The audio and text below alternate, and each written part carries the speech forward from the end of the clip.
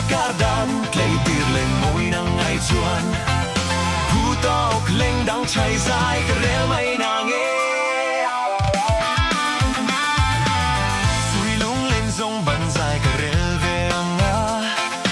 nắng nên ăn lung rùa là lay tua lên à rem lu lung lại cái chi đành gà nằm cả lâu toàn xe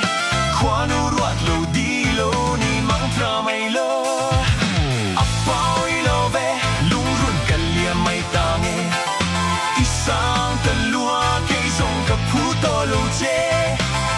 lakardan clay tir lên môi nắng ngày xuân thu tóc lên đắng cháy dài cái rel mai nàng nghe hun lên đi hiang cái thiên lại na chu đam tên liam bụi về ta ang mô suy lung chi in cái van rùa ye nắng vang hian ao sắc mel môi tê lung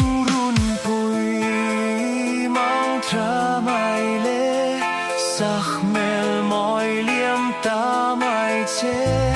lênh đằng trăng chu và bel ta la phim tên lại tual và lênh nàng che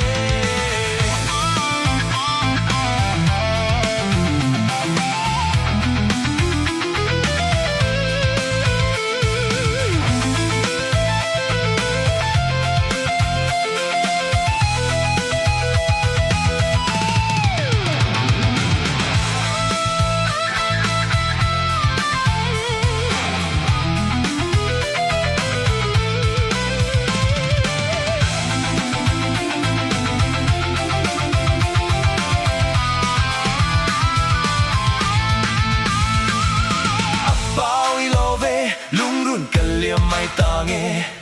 isang talua cây dòng cặp phú to lô che